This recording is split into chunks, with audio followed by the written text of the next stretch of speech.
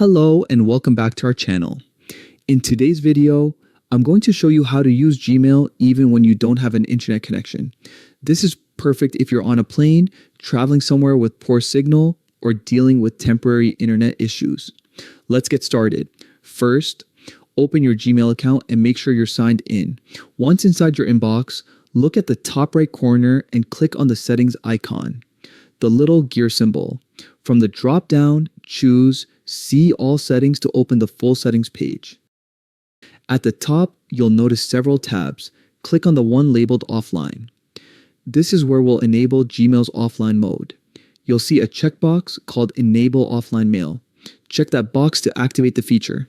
Now you'll have a few customization options. You can decide how many days of the email you want to sync for offline use. This lets you keep a certain amount of your email history available.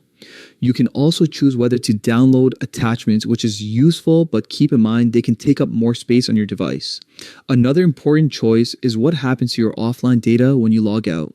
You can either let Gmail remove the data for extra security or keep it stored on your computer for convenience. Pick whichever option fits your needs best. When you're done, scroll down and click Save Changes. Gmail will then start syncing your selected emails and attachments so they're available offline.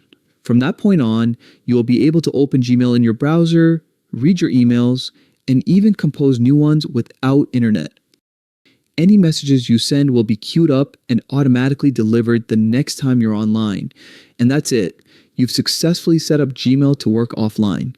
This simple setup can save you a lot of hassle and keep you productive no matter where you are. If you found this video helpful, don't forget to like, share, and subscribe for more easy tech guides. Thanks for watching, and I'll see you in the next one.